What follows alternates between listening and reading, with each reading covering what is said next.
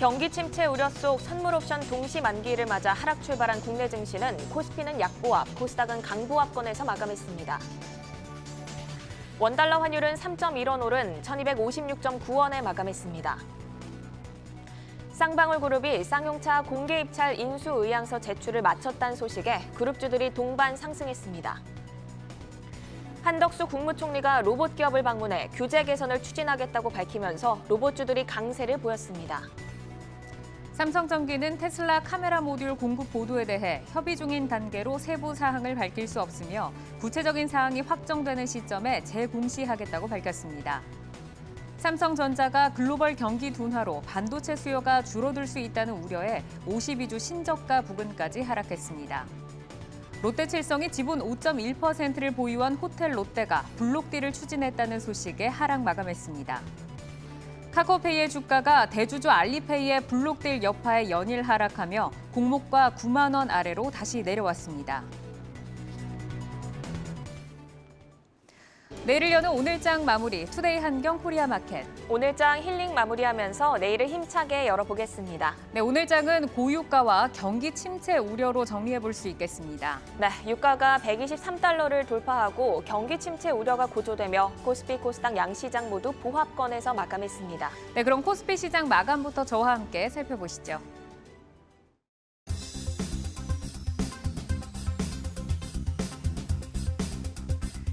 세계은행과 OECD가 경제 성장률 전망치를 하향 조정한 가운데 우리 시장은 선물 옵션 동시 만기일까지 맞이하면서 하락으로 출발을 했습니다. 다만 점차 낙폭을 회복하기는 했는데요. 부담이 계속해서 이어지고 있는 시장입니다. 움직임 한번 보시죠. 장 초반 하락으로 출발한 시장, 10일에 미국의 5월 CPI도 앞두고 있고 또 유가 상승은 지속이 되면서 부담을 주고 있는데 장중 중국의 5월 수출이 예상치를 상회하면서 투자 심리가 다소 개선된 모습을 보였습니다. 하지만 장 마지막에 또 상하이가 코로나 발생으로 재봉쇄에 들어간다는 속보를 전하면서 하락폭을 다소 확대를 하다가 또 한 번 힘을 내면서 약보합으로 거래를 마쳤습니다. 장 시작 대비해서는 선방하면서 마감을 했는데요. 수급 한번 살펴보시죠. 개인은 오늘도 매수를 이어갔습니다. 3거래일째 매수 기조고요. 기관도 매수에 앞장섰는데 특히 5,300억 원 가운데 금융투자가 6천억 원 정도의 적극적인 매수를 보였습니다. 자, 그럼 업종별 움직임 한번 확인해 보시죠. 네, 오늘은 하락하는 업종들이 더 많았습니다. 그 가운데서 은행과 운수장비 업종이 빨간불을 켜냈고요. 그리고 운수창고와 섬유의복이 하락했습니다. 섬유의복이 특히 2.53% 강하게 하락을 하면서 거래 마쳤습니다. 자, 오늘 은행 업종 중에서 가장 강한 모습을 보여준 카카오뱅크 한번 보겠습니다. 전일 카카오페이와 함께 하락세를 걸었던 카카오뱅크가 외국인과 기관의 동시 순매수가 들어오면서 오늘 1.6% 상승 유지하면서 거래를 마쳤습니다. 그리고 의료정밀 업종도 시장 대비해서는 강한 모습을 보여줬는데 덴티움 한번 보시죠. 덴티움이 특히 양호한 상승을 보여줬습니다. 오늘 2% 올랐는데요. 연기금이 1.9만 주를 추가로 취득했다는 공시가 나오면서 보유 비율이 기존의 5.06%에서 5.24%로 늘었습니다. 오늘 좋은 모습을 보여주면서 마감을 했습니다. 자, 그럼 마켓맵으로 코스피 시장 종목들의 온도 차이를 한번 보시죠. 전체적으로 봤을 때는 좀 빨갛게 보이는 종목들이 더 많습니다. 상승한 종목들이 많은데 전반적으로 양호한 모습이다라고 볼 수 있지만 시가총액의 대형주들은 좀 엇갈린 흐름이었습니다. 특히 삼성전자가 0.25% 하락을 했는데 크지 않은 것 같지만 계속해서 약세를 좀 보이고 있고요. 그보다는 SK하이닉스가 강한 모습을 보였고 LG화학도 꾸준하게 강세를 유지하고 있습니다. 그리고 삼성전기는 오늘 0.33% 오르면서 거래를 마쳤는데요. 전일의 장 마감 후에 테슬라 5조 공급 보도가 나왔었는데 오늘 또 거래를 마감한 후에 조회 공시에 대한 답변이 나왔습니다. 협의 중인 단계고 거래 규모 금액 등을 밝힐 수 없다. 구체적인 사항이 확정되는 시점에 재공시하겠다고 밝혔습니다. 이어서 종목 한번 보시죠. 연기금의 매수가 종목의 상승을 이끌고 있습니다. 이달 들어서 SK이노베이션, 현대모비스 그리고 OCI가 연기금의 순매수 상위 명단에 이름을 올리고 있는데 현대모비스 준비를 해봤습니다. 현대차와 기아에 대비해서는 시장에서 그간 관심을 좀 받지 못했는데요. 현대모비스가 오늘 3%의 강한 모습을 보이면서 거래를 마감을 했습니다. 자, 그럼 이어서 선물옵션 동시만기일 선물 시장 한번 살펴보시죠. 지수 먼저 보겠습니다. 선물 지수 움직임 한번 살펴보겠습니다. 네, 선물 지수 보면은 0.12% 오르면서 코스피 200 지수 좀 선방을 했고 선물 유월물 같은 경우는 1.15포인트 내리면서 거래를 마쳤습니다. 선물 시장 수급 한번 살펴보겠습니다. 네, 선물의 매매 동향을 보면 모두 다 매도를 했습니다. 특히 외국인이 2천억 원 넘게 대량으로 좀 매도를 하면서 거래를 마감했습니다. 자, 그럼 이어서 삼성전자 관련한 전문가의 의견을 좀 준비를 해봤습니다. 한국거래소에 따르면 삼성전자의 시가총액 대비 공매도 잔고 비율이 올해 초에 0.03%에 불과했는데 이달 2일에 0.11%까지 넓혀지면서 3배 넘게 좀 늘려간 것으로 전해졌습니다. 이와 관련해서 이은택 KB증권 연구원은 반도체 이익률 하락은 경기 침체 시기를 제외하면 보통 5개 분기에 걸쳐서 나타난다. 주가 바닥은 주로 4번째와 5번째 분기 사이에 나타나는데 이를 현재 상황에 대입했을 때 삼성전자 주가는 올해 3, 4분기에 하락을 마무리할 것이다 라고 의견을 전했습니다. 오늘 기관의 대량 매도가 나왔는데요. 이제는 상반기가 좀 마무리되는 만큼 삼성전자 주가도 힘을 내주기를 바라면서 오늘 코스피 시장 마감은 여기서 정리해드리겠습니다.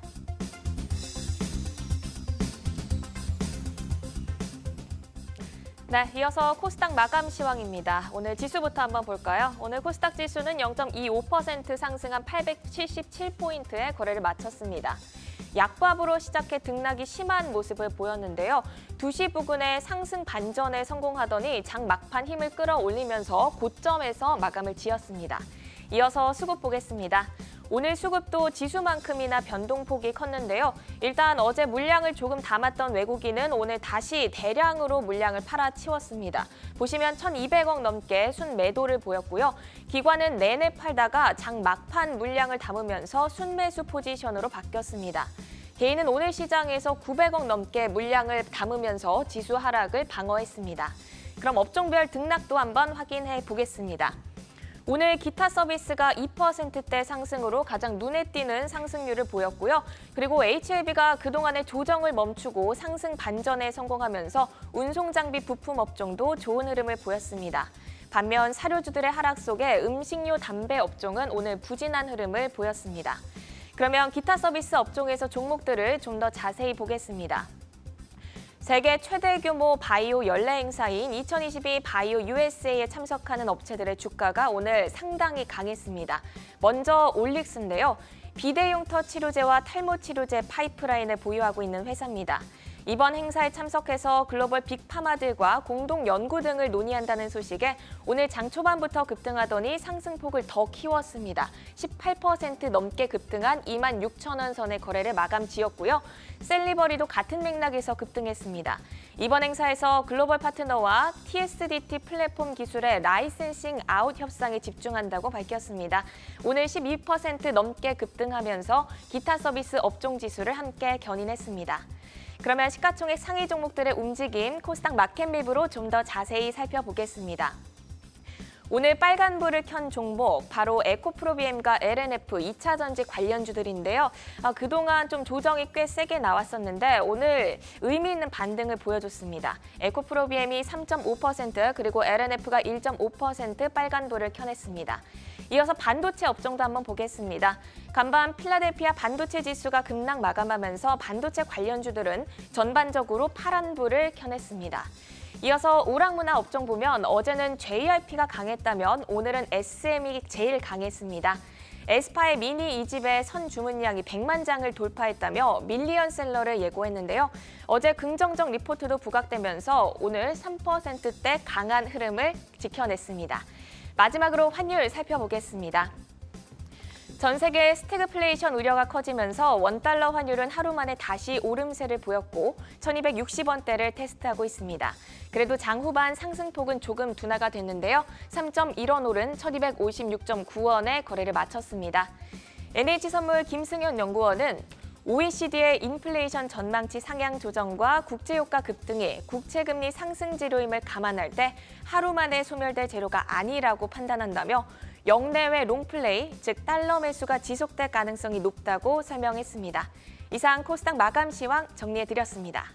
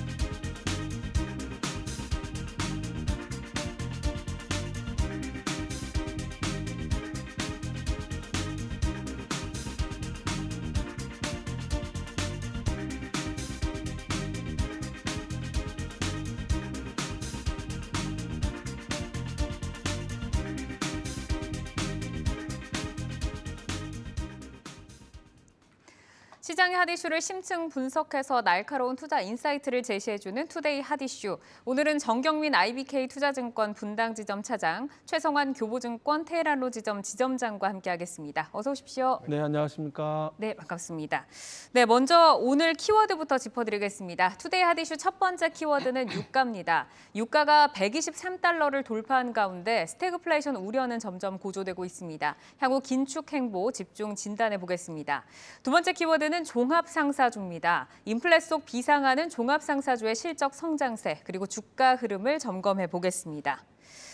자, 오늘 이슈를 좀 살펴보기 전에 시장의 흐름을 한번 좀 점검을 해보도록 하겠습니다. 이제 오늘 내마녀의 날을 맞이해서 수급적으로도 또 시장의 지수적으로도 좀 관심이 많았는데 오늘 만기일의 수급 변화 어떻게 보시는지 또 그리고 향후 전략까지 좀 들어보도록 하겠습니다. 차장님 어떻게 보시나요? 일단 이번 지난 5월 정도에 4조 넘게 매도 포지션이 있었어요. 외국인 그 매도 포지션이 있었는데 최근 한 일주일을 남기고 거의 한 6천억 가까이를 미리 좀 정리한 부분이 있었거든요. 그래서 오늘은 한 3조 중반 정도의 매도 압력이 좀 있었습니다만 최근 들어서 그만큼 환매수를 많이 했기 때문에 이렇게 큰 매도 압력이 있지는 않았습니다. 그래서 종가 기준으로는 이제 보합권에서 맞출 수 있었던 이제 그런 요인이 되지 않았나 이렇게 좀 보여지고 향후에도 이제 통상적인 매도 포지션 정도는 유지가 될 것 같아요. 그런 면을 봤을 때는 역시 이제 파생 포지션을 구축을 해서 이제 한 방을 먹으려고 하는 외국인들의 수급은 향후에도 이렇게 크게 있지는 않을 가능성이 좀 높을 것 같아서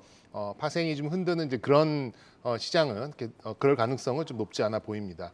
근데 이제 좀 부담스러운 부분은 이거죠. 반등이 나와야 될 때 반등이 못 나오는 것만큼 시장 참여자들의 이제 심리를 자극하는 이제 그런 케이스가 저는 없다라고 좀 생각을 했는데 냉철하게 좀 생각을 해보면 일단 주식이 많이 빠진 것 같긴 한데 이거 왜 반등을 어떤 식으로 해야 될지에 대해서 그림이 잘 안 그려지는 거는 사실인 것 같아요. 그런 면에서 주가는 싸다고들 좀 한다는 것, 그러니까 싸다고들은 많이들 이렇게 저희들도 좀 얘기를 좀 하고는 있습니다만 냉정한 시각으로 봤을 때는 외부적인 어떤 요인이 나오기 전까지는 다소간 현재 주가 수준에서 하향 평준화되는 그런 기간을 거쳐야 되지 않을까 이렇게 좀 생각이 들고 전략적으로 좀 본다 그러면 저는 6월 달에는 가능한 한 많은 현금을 가질 수 있는 기회를 갖고 또 그런 마인드로 가시는 게 저는 향후에 3분기 마지막쯤에 가서 좀 지표가 좀 개선되는 이제 그때 한번 힘을 좀 써야 되거든요. 그런 면에서 봤을 때는 다소간 하향 평준화된 시장에서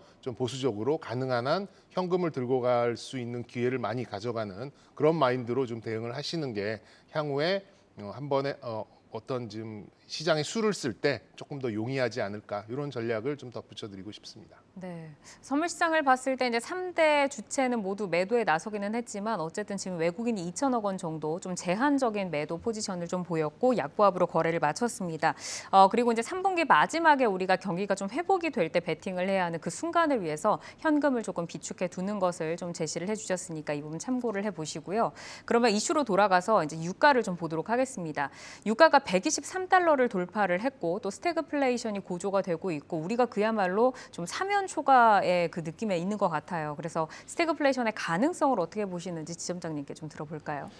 네, 스태그플레이션, 리세션 이게 두 가지 요인이 더 추가되면서 올해 연초부터 증폭을 했는데요. 첫 번째가 러시아 우크라이나 전쟁입니다. 시장에서 설마 했는데 전쟁이 나면서 인플레이션을 가속화했고 두 번째는 중국의 코로나 제로 정책, 제로 코로나 정책이라고 해야 될까요? 봉쇄 정책에 따른 다시 한번 또 2차 충격. 근데 이 부분들이 더 악화될 것인가에 대해 보면 중국은 좀 완화되는 분위기고요.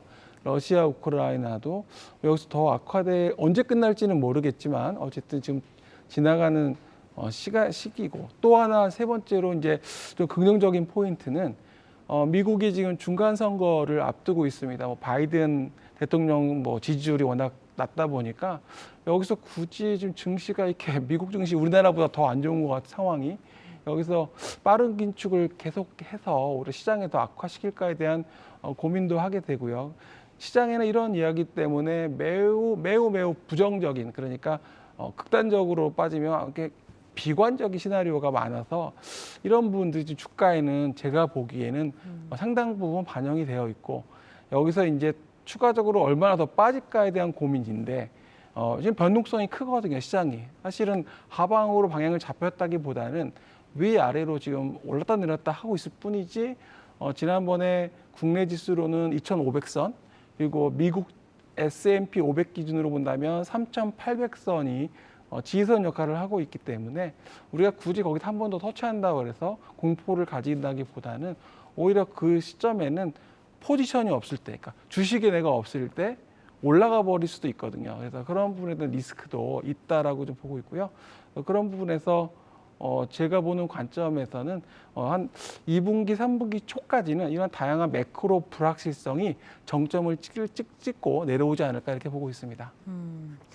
이제 추가 하락에 대한 공포보다는 하방 경직성을 확보해가는 시장의 뷰로 좀 제시를 해주신 것 같습니다. 이제 스태그플레이션 우려가 이제 고조가 되면서 말씀을 주신 것처럼 미 연준이 이제 빅스텝의 속도 조절 가능성을 할 것이다라는 의견도 좀 제시가 되고 있는데 이 부분 어떻게 보시는지 한번 들어볼까요? 네, 요즘 희망 고문이 좀 많이 나오죠. 예, 그런 부분에 있어서 여러 가지로 좀 저도 자료를 찾아보고 좀 고민을 해봤는데 현재로서는 가능성이 높진 않다라고 봅니다. 이런 그러니까 약간 희망적인 얘기가 나오는 건 좋습니다만 현실적으로 봤을 때 그럴 가능성은 어느 정도 연준의 과거의 스탠스를 봤을 때는 적어도 6개월 아니면 1년 정도 자신들의 정책이 어떻게 흘러가는지를 관찰한 후에 사후적으로 이렇게 대응을 하는 경우가 굉장히 많기 때문에 지금 올해 들어서 시작하고 있는 이런 테이퍼링, 긴축 이런 것을 지금 좀 인플레이션이 심하다고 해서 바로 꺾어버릴 가능성은 저는 거의 없다라고 생각이 듭니다. 그러면 이거를 꺾기 위해서는 역설적으로 더 안 좋은 상황이 나와야지만 그게 트리거가 돼서 정책의 방향을 바꿀 수가 있는 그런 상황이 되다 보니까 시장에서는 이 부분을 상당히 좀 염려를 하고 있는 것 같아요. 그래서 주가가 많이 떨어져서 절대 주가가 많이 쌓여 있는 상황이지만 이 순간 이 시점에서도 매수가 잘 들어오지 않는 것은 우리가 파악할 수 없는 정책적인 부분의 연장선이 아직도 훨씬 더 남아 있다라고 이렇게 좀 가만히 되어 있는 부분이기 때문에 시장에서는 다소간에 좀 염려를 좀 하는 것 같고 사실 이제 인플레이션이라는 거는 이론적으로 봤을 때 싸게 많이 만들면 해소가 되는 거잖아요. 그런데 현실적으로 에너지도 그렇고 식량도 그렇고 이런 것들이 컨트롤이 되지 않는 그런 상황이다 보니까 그렇다면은 연준 쪽에서는 이제 긴축을 늦춰야 된다 이런 당위성을 어느 정도 높여야지만 정책의 방향성을 바꿀 수 있는데 말씀드렸듯이 지금 당장 실시하고 있는 정책을 몇 가지 요인 때문에 바로 꺾어야 된다 이럴 가능성은 지금까지의 연준의 움직임이나 그리고 어떤 정책의 탄력성이나 이런 것들을 봤을 때는 매우 희박한 상황이 아닌가 이렇게 좀 보여지고요. 그래서 제가 개인적으로 조금 아쉽고 좀 무거운 말씀을 좀 드려야 될 게 올 2분기 말 3분기 초가 아까 우리 지점장님께서도 좀 정점을 지난다고 말씀을 해주셨는데 그때 약간 이끼 낀 돌 같은 게 보여요. 그러니까 이렇게 눈에 쌓인 얼음판 같은 이제 그런 부분이 좀 있다 보니까 주가는 더 하락하지 않은 상황이 오더라도 쉽게 반등을 못하는 그런 상황이 좀 연출될 가능성이 있다 보니 제가 아까 말씀드렸듯이 현금을 좀 쥐고 가능한 한 이 2분기 말 3분기 초를 좀 지나시는 게 좀 좋을 것 같고 좀 주가가 반등 후에 조금 늦게 들어가셔도 상관이 없으니 지금은 가능한 한 좀 현금 포지션을 좀 가져갈 수 있는 마인드로 좀 대응을 하시는 게 좋지 않을까 이렇게 좀 전략을 또 말씀드리도록 하겠습니다. 네, 이제 빅스텝 속도 조절 가능성은 조금 낮아 보이고 그리고 이 정책 기조가 바뀐다고 하면 그럴 때는 또 경제 지표가 더 악화돼야 하는 상황이 되기 때문에 이 역시 또 주가에는 또 악재라고 볼 수가 있을 것 같습니다. 참 어려운 시장인데 그럼 이런 시장에서 투자자들이 좀 어떤 시나리오를 가지고 전략을 세워나가야 한다라고 보시나요? 당분간은 변동성이 확대되는 계속적으로 상승과 하락을 반복할 수밖에 없습니다. 그래서 추세가 아직은 정해지지 않았는데요. 그 방향을 우리가 그러니까 이런 시장의 변동성을 이제는 정말 변동성을 하락시키기 위한 조건이 한 몇 가지가 있을 텐데요. 첫 번째는 인플레이션이 정점을 찍고 이제 내려간다라는 그 신호가 중요할 것 같습니다. 유가도 될 수 있을 것 같고요. 그래서 인플레이션에 대한 안정화 추세. 두 번째는 그 미국 연준이 올해 좀 약간은 말실수 같은 비슷하게 해서 시장에 0.75 얘기도 나오고 좀 약간 혼란을 줬었는데 시장하고의 적절한 커뮤니케이션, 그러니까 시장의 어떤 와의 소통이 정말 중요할 것 같습니다. 이에 대한 적절한 기대치와 함께 그런 말들이 좀 있어야 될 것 같습니다. 그래서 그게 된다면 이런 매크로 상황에서 지금 변동성이 커지고 있기 때문에 이런 부분들은 좀 시장과 이야기를 해야 되고, 두 번째는 그 환율에 대한 부분이 다시 또 원화가 다시 또 올라가는 추세인데요. 지금 보면 뭐 한국뿐만 아니라 지금 일본은 뭐 엔저가 아주 심각한 상황입니다. 그러니까 국가별로 그런 상황이라서 이런 결국에는 뭐 이런 부분들이 지금 당장은 변동성이 있어서 말씀드린 것처럼 뭐 변동성을 이용해서 우리가 매매를 할 수 있겠습니다만은 잘못하면 아까 말씀하신 것처럼 이렇게 있기에 미끄러질 수도 있기 때문에 그런 부분은 감안하시고 단지 이제 지금은 시장을 보실 때 약간은 좀 중립적으로 보시면 좋겠어요. 너무 비관적보다는 또 너무 낙관적은 또 안 좋을 것 같고요. 중립적으로 보시면 좋을 것 같습니다. 지금 이제 시장에서 이제 좀 변동성이 커져 있기 때문에 이 변동성을 줄이는 조건으로 첫 번째는 인플레이션의 피크아웃 신호가 이제 좀 가시화되는 것, 그리고 이제 시장에 혼란을 주지 않는 연준의 명확적인 그 정책 기조, 그리고 또 환율이 좀 안정화되는 부분을 말씀을 하셨습니다. 이거 좀 확인하고 나서 들어가자라고 말씀 주셨는데, 자, 그럼 이제 두 번째 키워드 좀 한번 살펴보겠습니다. 종합 상사주입니다. 성장성이 뚜렷한 한 가지 사업에 집중하는 기업들 가운데서 좀 종합 상사주가 그동안은 미운 오리 새끼 같은 좀 존재였는데 인플레이션이 가속화되다 보니까 종합 상사가 지금 시장에서 부각이 되고 있습니다. 대표적으로 LX 인터내셔널을 보면은 올해 저점 대비해서 상승률이 70%를 넘어가는데 탄탄한 실적이 좀 바탕이 되고 있습니다. 고유가로 인플레가 꺾일 줄 모르는 분위기에 또 하반기 종합 상사의 실적 성장세는 이어갈 수 있을지 이 부분 좀 연동이 될지 궁금한데 차장님 어떻게 좀 보시나요? 그래서 뭐 어려운 시장에 몇 안 되게 좀 안심하고 그래도 좀 투자를 하거나 매매를 할 수 있는 그런 섹터 중에 하나가 아닐까 개인적으로는 이렇게 판단하고 있고요. 뭐 하반기에도 뭐 만족할 만한 높은 수익률을 올려주긴 어렵겠습니다만 개인적으로는 적어도 시장 수익률보다는 좋을 수 있겠다. 여기 이런 좀 결론을 먼저 드리고 좀 말씀을 이어가도록 하겠습니다. 이 좀 주식을 오래 하셨던 분들, 특히나 이제 뭐 저같이 뭐 이렇게 브로커 이 업계에 발을 담그고 있는 그런 사람들은 이 종합상사가 이제 강세를 보이는 구간들이 이제 명확해요. 그러니까 그 강세를 보이는 구간이 보통 달러가 강할 때 좀 강세 구간이 가거든요. 달러가 강하다는 얘기는 말 그대로 우리가 수입 물가가 높다는 그런 얘기가 또 될 수 있잖아요. 그렇다 보니 이런 자원을 컨트롤하는 종합 상사들한테는 아무래도 인플레이션 자체가 좀 호기가 될 수 있는 이제 그런 타이밍이라고 볼 수 있겠고. 종합 상사의 또 이 사업 모델을 보시면 물론 이제 제조업의 지분 투자 정도는 하고는 있습니다만 직접적으로 어떤 걸 만들어내진 않잖아요. 비싸면 비싼 대로 사와서 더 비싸게 파는 이제 말 그대로 상사의 업무를 하고 있기 때문에 어느 정도 수요가 뒷받침되는 그런 자원에 대해서는 굉장히 좀 호재를 맞았다 이렇게 좀 말씀드릴 수 있겠습니다. 그리고 최근 들어서 이제 모든 인플레이션의 그 어머니라고 좀 볼 수 있는 부분은 올 연말까지는 뭐 에너지인 것 같아요. 누가 뭐라 그래도 핵심은 에너지가 아닌가 싶습니다. 뭐 소비재, 뭐 또 경기 민감재 이런 것들랑 달리 적어도 최소한의 이제 인간들의 생활을 하기 위해서는 이제 이런 에너지가 좀 필수적인데 말 그대로 수요의 어떤 탄력성이 크지는 않잖아요. 에너지는 무조건 소비를 해야 되는 부분인데 여기에 따른 자원들을 컨트롤하고 있는 그런 상사들에 있어서는 아무래도 좀 리스크가 그만큼 적고 말 그대로 이제 좀 그 마진 폭이 어떻게 될지는 모르겠습니다만 적어도 매출 규모를 늘릴 수 있는 것은 확실한 그런 변수가 굉장히 줄어드는 그런 입장이다 보니까 실적적인 성장에 있어서 신뢰도가 굉장히 높은 그런 섹터라고 좀 생각이 듭니다. 네, 인플레이션으로 이제 달러 강세 이렇게 실적이 그렇죠. 좀 커지면서 지금 좋은 주가 흐름을 보이고 맞습니다. 있네요. 네. 뭐 또 유가뿐만 아니라 뭐 다른 자원들도 지금 굉장히 많이 좀 올라가 있는 상황이다 보니까 그 자원들을 국내에 공급하는 그런 상사들의 입장에서는 더없이 좋은 기회를 잡았다 이렇게 좀 요약드리고 싶습니다. 네, 또 에너지도 말씀을 하셨는데 그 엑손모빌 같은 경우도 8년 만에 지금 최고의 주가를 형성을 하고 있다고 합니다. 자, 그러면은 주요 상사주로 봤을 때는 LX 인터내셔널 그리고 포스코 인터내셔널 그리고 이제 삼성물산을 우리가 좀 꼽는데 상사주에 대한 전략을 어떻게 세워가야 할지 그리고 현 시점에서 가장 매력 있는 종목은 뭐라고 보시는지 한번 고견 듣겠습니다. 우리는 대한민국 아니죠. 글로벌에서 뭐 현인이라고 불리는 워렌 버핏이 일본의 상사를 투자를 계속 하고 있어요. 그러니까 이유는 뭐냐면 두 가지로 나뉘는데 저평가, 두 번째는 이제 희소한 그 비즈니스 모델 때문인데요. 제가 뭐 그 손자병법이라는 혹시 드라마 보신 적 없으시죠?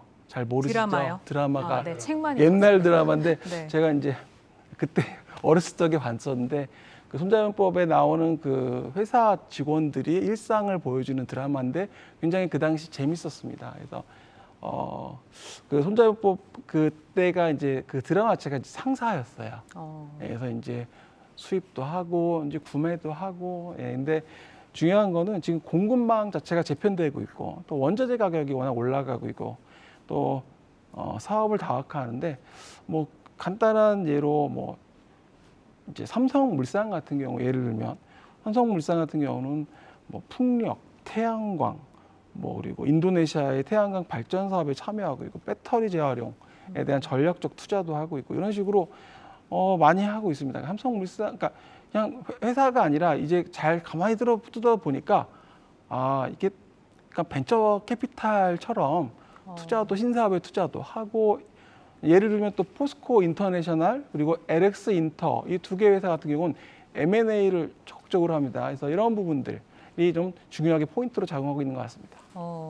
이제 미생 같은 드라마를 좀 말씀을 하신 것 같아요. 자, 그러면 이제 차장님께 한번 여쭤보겠습니다. 현 시점에서 가장 매력 있는 종목 어떤 종목인가요? 지점장님도 살짝 언급을 해주셨는데 저는 포스코 인터내셔널을 좀 짚어드리고 싶습니다. 일단 뭐 다른 상사들도 있는데 상사들이 조금씩 뉘앙스가 좀 있긴 있어요. 근데 포스코 인터 같은 경우에는 일단 유전을 보유를 했죠. 그리고 이제 포스코 자원 어떤 물류에 있어서 좀 중간에 위치했다라는 점, 그러니까 캡티브 마켓도 상당히 좀 출중한 위치에 있고 또 2차 전지 관련된 유통도 하고 있고 관계사로 또 전기차 모터 코일까지 투자를 하고 있기 때문에 현재 시장에는 굉장히 좀 잘 어울리는 이제 그런 사업 모델을 좀 가지고 있고요. 그리고 뭐 펀더멘탈적으로 보더라도 시가총액 3조에 비해서는 지금 뭐 자본 총계가 뭐 3조 5천억 되고 ROE도 좋고 그런 면에서 봤을 때 PER도 과거 한 11배 수준보다 훨씬 못 미치는 한 7배 수준이라면 저는 뭐 연말까지 인플레이션을 잘 타고 넘을 수 있는 그런 대표적인 상사 회사가 아닐까 이렇게 좀 말씀드리고 싶습니다. 네, 포스코 인터내셔널은 뭐 종합 상사 회사이긴 하지만 천연가스, 2차 전지, 뭐 전기차용 모터 코일까지 굉장히 좀 요즘의 트렌드에 잘 맞는 사업들을 그렇죠. 좀 하고 있네요. 네, 투데이 핫이슈 인플레와 긴축 속도 그리고 인플레 속에 부각되는 종합 상사주까지 점검을 해봤습니다. 잠시 후에 이슈콕 종목톡에서 주도주와 향후 유망주 점검하고 포트폴리오 전략 제시해드리겠습니다.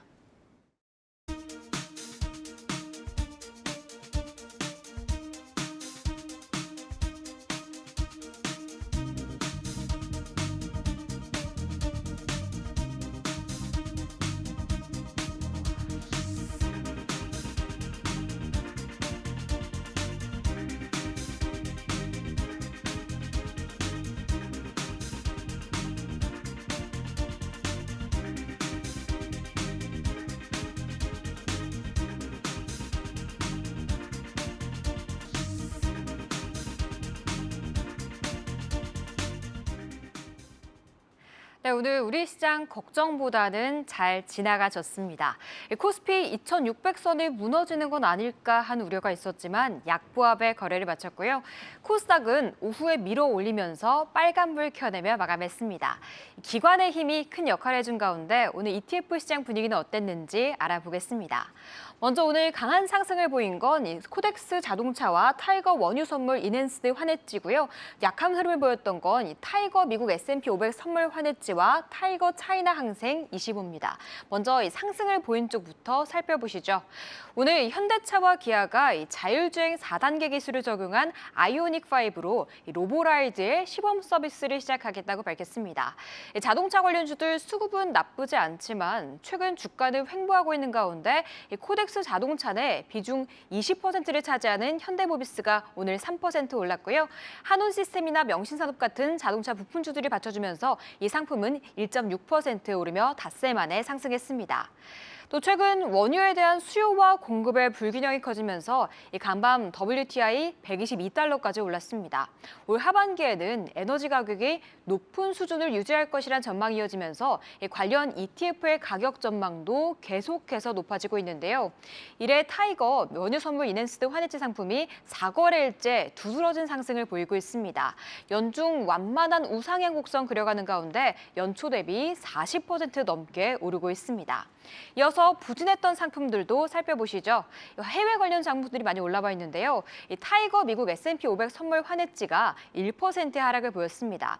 이 미국의 긴축 정책과 경기 침체 우려 속에 현재 S&P 500 선물이 약보합권에서 움직이면서 이를 추종하는 상품도 파란불을 켜냈습니다. 마지막은 타이거 항생 25인데요. 오늘 사흘 만에 하락 전환했습니다. 오늘 코로나로 인해서 상하이 일부 지역에 재봉쇄가 실시됐다는 뉴스가 들려왔습니다. 특히 민항구는 집에서 이틀간 머물라는 정부의 명령이 있었는데요. 이에 상해 종합과 홍콩 항생 모두 파란불 켜내고 있고, 이에 홍콩 거래소에 상장된 H주, 레드칩, 홍콩 상장 중국 봉토기업 등 25개 종목으로 구성되어 있는 차이나 항생 25도 약세를 보이고 있습니다. 지금까지 ETF 시장 마감 상황 알아봤습니다.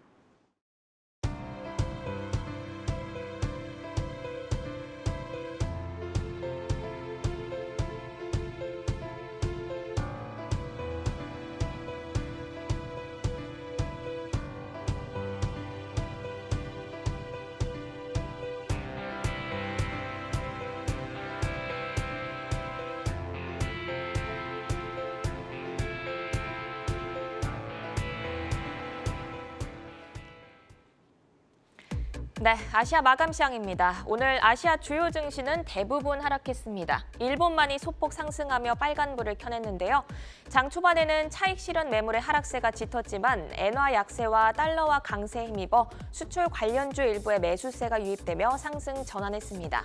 중화권 증시 보겠습니다. 상하이 종합지수는 약보합으로 출발했지만 막판 코로나 발생으로 재봉쇄에 들어간다는 속보가 전해지며 1%까지 낙폭을 키우다 다시 힘을 내며 약보합으로 거래를 마쳤습니다.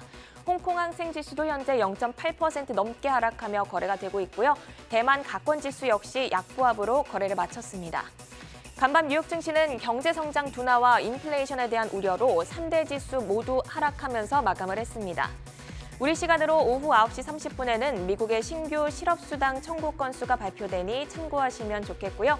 현재 시간의 선물도 보겠습니다. S&P 선물은 0.1% 하락세, 그리고 나스닥 선물 역시 약보합권에서 거래되고 있습니다. 지금까지 한경 글로벌 마켓이었습니다.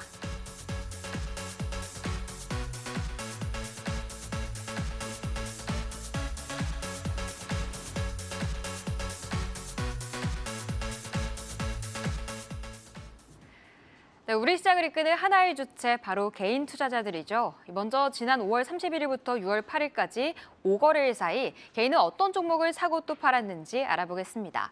코스피 시장 보시면요, 삼성전자 1위 자리 지키고 있습니다. 오늘 장중 연저점인 64,500원까지 내려왔습니다. 그래도 낙폭을 줄이면서 65,200원에 거래를 마쳤는데요. 이렇듯 개인은 이 파란불 켜내는 날 계속해서 사들이고 있습니다. 또 다음 카카오페이 체크해 보시면요, 어제 2대 주주인 알리페이가 지분 500만 주를 블록딜했다 공시하면서 15% 급락하며 공모가인 9만 원도 깨졌습니다. 하지만 개인은 저가 매력이 있다고 보면서 강하게 사들였습니다. 이어서 팔고 있는 종목 보시면요, SK이노베이션은 외국인과 기관이 계속해서 상승을 이끄는 가운데 개인은 연일 매도하면서 2,322억 원어치 매도했습니다.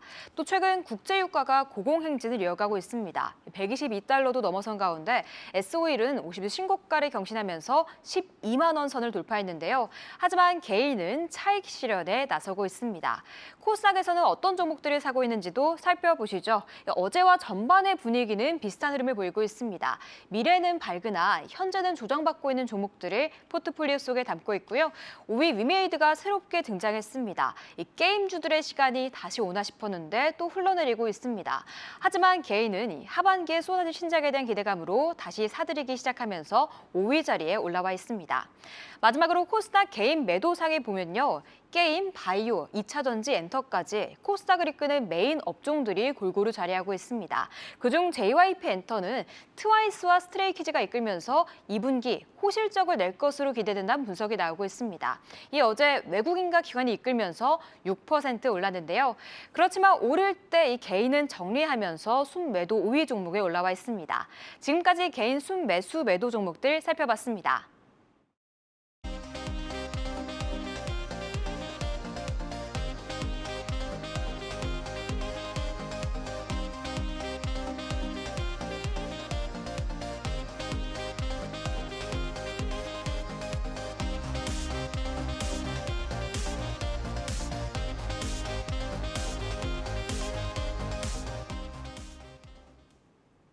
네, 개인들이 매매하는 주요 종목들까지 만나봤습니다. 오늘 이슈콕 종목톡에서는 개인 주도주, 종목 향후 전략 세워보고 유망주까지 만나보겠습니다. 최성환 지점장 그리고 정경민 차장과 계속해서 함께합니다.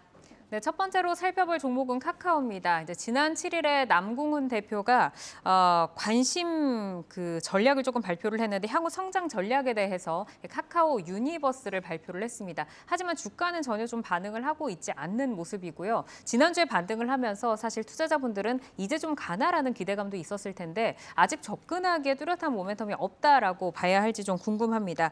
이 부분 지점장님께 한번 질문 드려볼까요?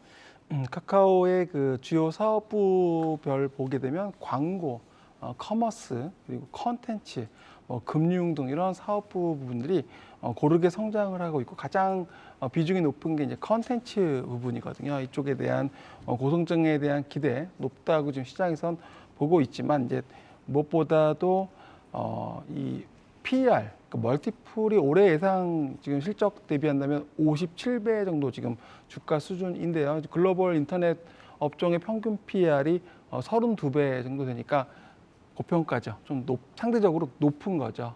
그래서 그런 부분에 있기 때문에 주가가 생각보다는 좀 약간 더딘 것 같은데요. 하지만 무엇보다도 이 업종 내에서 가장 높은 성장률을 지금 보여주고 있다는 점에서는 오히려 이런 할증되는 그런 멀티플을 좀 정당화할 수 있는 밸류에이션으로 좀 평가를 받고 있는 것 같습니다.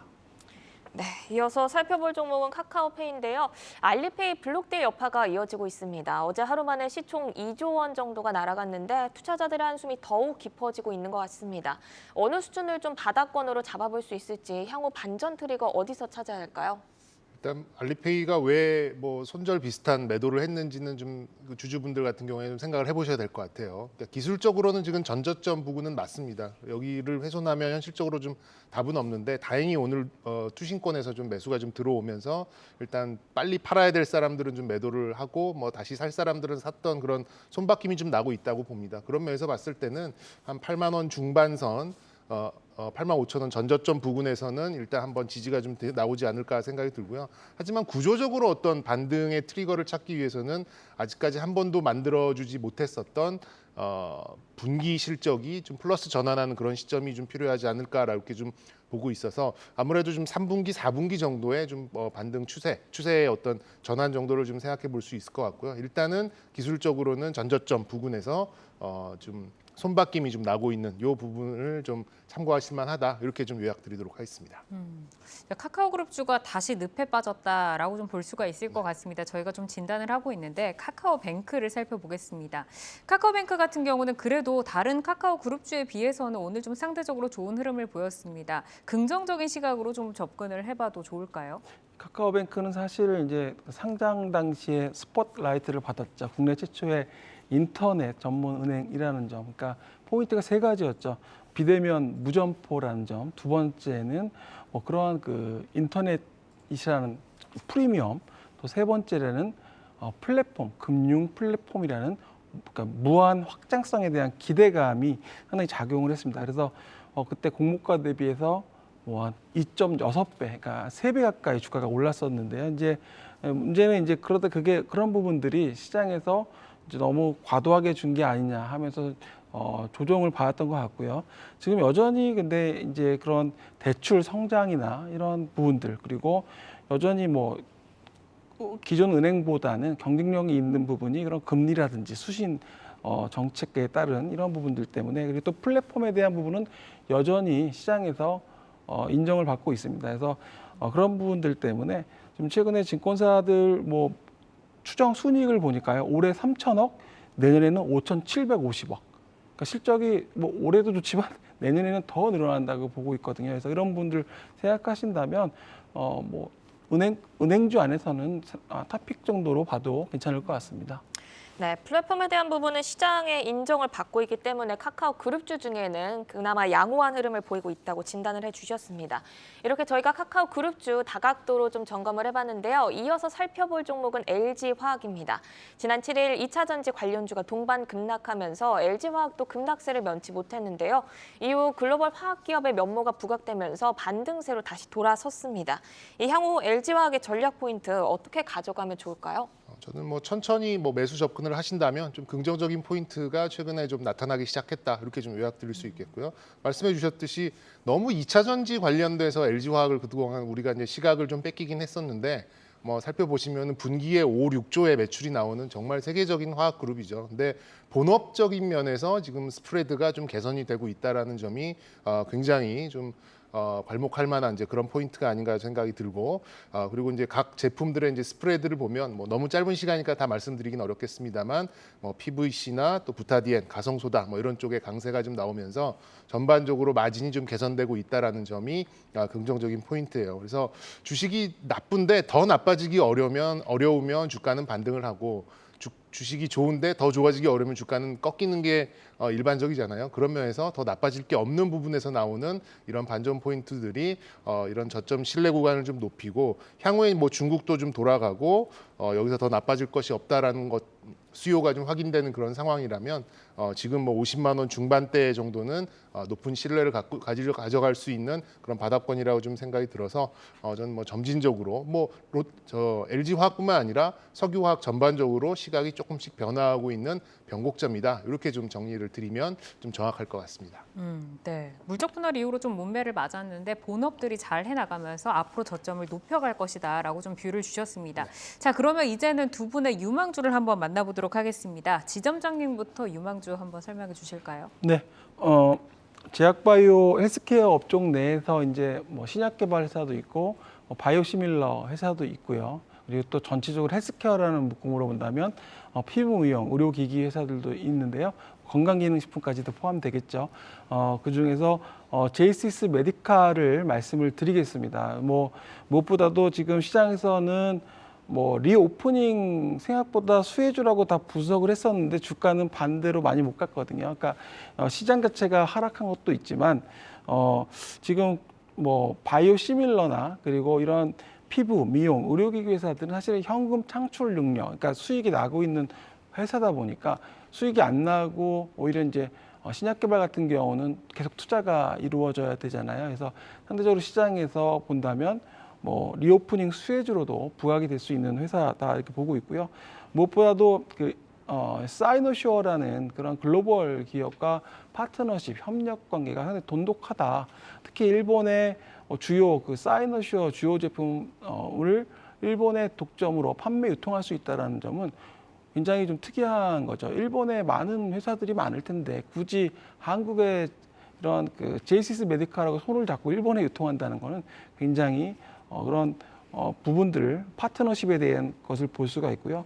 그리고 실적이 상당히 좋습니다. 뭐냐면은 의료기기가 납품되고 이제 우리가 뭐 성형외과나 피부과 가게 되면 이제 뭐 보통 우리가 이제 맞을 때 뭐 고주파 뭐 아니면 초음파 맞을 때 뭐 샷이라는 표현을 쓰잖아요. 뭐 이게 몇 샷을 맞느냐에 따라서 가격이 틀리다고 하는데 바로 소모품이 다 소모품이 들어가는 겁니다. 그러니까 의료기기는 한번 팔면 그만이지만 소모품은 뭐 프린터기의 잉크처럼 계속 필요하거든요. 이 매출 비중이 계속 올라오면서 지금 영업 이익률이 높습니다. 그래서 지금 증권사들 목표 주가 12,000원까지 나오고 있는데요. 네, 관심 있게 보시면 좋을 것 같습니다. 네, 제이시스 메디칼을 사실 몇 달 전에도 제시를 해주셨어요. 그때 퍼포먼스가 굉장히 좋게 올라갔는데 지금 약세로 전환해서 8,000원대 부근에서 왔다 갔다 하고 있거든요. 가격 전략 그러면 어떻게 가져갈까요? 네, 뭐 기억을 하고 계시네요. 네, 그래서 오히려 또 기회가 왔다. 뭐 우리가 파도 타기를 한다면 지금은 오히려 그 파도의 정점 아래쪽으로 좀 내려왔다고 저는 생각을 하고 있고요. 그래서 지금 뭐 목표 주가 12,000원 말씀을 드렸으니까 지금 8,000원 정도면 업사이드가 50% 정도 있다고 좀 보고 있습니다. 네, 이제 제이시스 메디컬 저점 매수가 매력적인 구간이다라고 말씀을 주셨고 목표 주가는 12,000원 제시를 해주셨습니다. 자, 그럼 정경민 차장의 유망주 한번 들어볼까요? 네, 저는 이제 롯데정밀화학이라는 카드를 한번 꺼내보도록 하겠습니다. 일단 화학 업종 내에서 가장 돋보이는 이제 그런 마진을 좀 보여주고 있고 압도적인 재무 구조도 가지고 있고 그리고 이제 대주주인 롯데케미칼이 추가 지분 확대까지 보고 있어서 수급, 밸류에이션 또 이 실적 모두를 좀 만족시키는 이제 그런 종목이 아닌가 이렇게 좀 생각이 들어서 오늘 좀 선정을 좀 해봤고요. 뭐 대표적인 그 상품으로는 이제 뭐 암모니아, 뭐 이제 수소까지도 연결이 좀 될 수 있겠고, 뭐 가성소다, 뭐 ECH 뭐 이런 것들이 이제 주요 품목으로 좀 볼 수 있는데, 이 대형주 중에서는 아마 2분기 실적 증가율이 가장 높은 종목 중에 하나일 거예요. 120% 이상 전년 동기 대비 좀 상승할 걸로 이렇게 좀 예상을 하고 있어서 실적적인 부분에 대해서는 사실 거의 이의가 없는 이제 그런 종목으로 볼 수 있겠고. 그리고 이제 대주주인 롯데케미컬이 지난 6개월 동안 6% 정도 추가 지분을 좀 매수를 했었는데 향후 50%까지 이제 연결 실적을 잡기 위한 지분 확대가 좀 예상이 됩니다. 그렇게 본다면 굉장히 강한 그 하반 경직을 주가가 좀 보여줄 가능성이 좀 높다라고 생각이 들고요. 현재 시가총액이 2조 1,500억 정도 되는데 이 회사가 가지고 있는 자본 총계만 하더라도 2조 5천억 정도 수준입니다. 그렇게 보면 지금 뭐 주가 수준과 회사의 어떤 기본적인 순자산과 놓고 봤을 때는 오히려 순자산이 더 많은 그런 상황이어서 PBR로 보는 그런 관점보다 훨씬 더 보수적인 관점으로도 주가는 좀 저평가되어 있고요. 올해 영업이익도 4천억에 좀 달하는 이제 그런 상황이 있다 보니까 여기서 이제 ROE까지도 거의 30에 육박하는 그런 상황이라면 저는 뭐 주가가 뭐 한 10만 원 정도 올라가는 데까지는 큰 무리가 없을 걸로 이렇게 좀 예상되고 있어서 실적, 수급 또 밸류에이션 모두 다 좀 만족시킬 수 있는 그런 대표적인 이제 화학 기업이다. 이렇게 좀 요약을 드리면 종목 선정의 이유가 좀 될 것 같습니다. 네, 수급, 밸류에이션, 실적 이 3박자를 고루 갖춘 종목 롯데 정밀화학을 가져오셨는데 5월에 좀 탄력적으로 상승세를 이어오다가 지금 좀 쉬어가는 흐름이에요. 네. 가격 전략 한번 잡아주실까요? 네, 지금 가격 크게 뭐 무리 없는 수준이라고 생각 들고요. 83,000원 정도라면은 좀 뭐 접근하실 수 있는 그런 가격이라고 생각 들고 사실 뭐 애널리스트들은 더 높은 목표가를 제시를 했습니다만 저는 영업이익을 감안해서 한 12만 원 정도 말씀드리고 싶겠고 요즘에는 또 굉장히 중요한 게 또 손절 가격이니까요. 손절은 타이트하게 8만 원 이렇게 좀 잡아드리도록 하겠습니다. 네, 오늘 이제 제이시스 메디컬은 저점에 대한 매수 매력 그리고 롯데정밀화학은 성장성과 탄탄한 자본력을 가지고 짚어주셨습니다. 네, 오늘은 최성환 교보증권 테헤란로 지점 지점장, 정경민 IBK투자증권 분당 지점 차장과 함께했습니다. 두 분 좋은 말씀 고맙습니다. 네, 고맙습니다. 감사합니다.